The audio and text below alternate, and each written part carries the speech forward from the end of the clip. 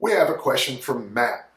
Matt, I have a training partner with an extensive martial arts background, and he has strong opinions that most training protocols lack, here we go, transverse plane movements. That is, we always move things forward, backwards, up and down, but never from right to left, left to right. Yeah, because you don't want to end up injured, but we'll move on.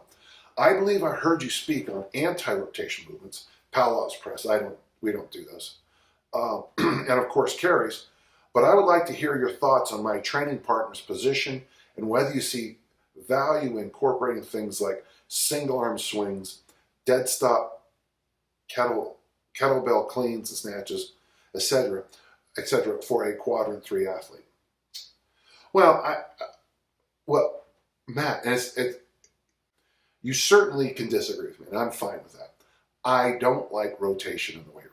You know, as a discus thrower, I threw 10 to 15,000 throws a year for 40 years. And so I never saw the value in doing more rotation work, especially late in my career, because we want anti-rotation work so that the implement goes farther. Anytime we tried doing rotation work, we got hurt. We used to do discus twists and some Czechoslovakian drill that we did. And all of them led to us having low back problems, mid back problems. In fact, that's kind of, we used to call poor man's chiropractor. We used to come up with all these ways to pop ourselves to, get the whatever. And I apologize to all the chiropractors for what I just said. But I'm just not a believer in it.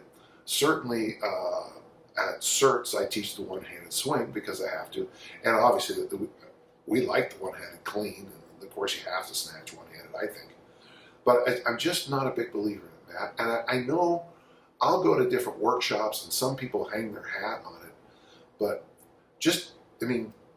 take a video of it and send some of that stuff to my good friend Dr. Stu McGill, and I would be interested to see what he says. Now, he might say something because he's very logical. Well, he would probably start off with it depends. If you have a certain kind of spine, you can probably get away with it. But, for someone like myself, that might be the one straw that breaks my back. So I don't like them. It doesn't mean you can't. But I think there's far better ways to work on rotation by doing the sport. And if you're in the martial arts, you're doing rotation work every time you're on the mat, and just build up the center. Like one-legged training, I know many people disagree with me on this, but I like to stay on the side of safer for most people.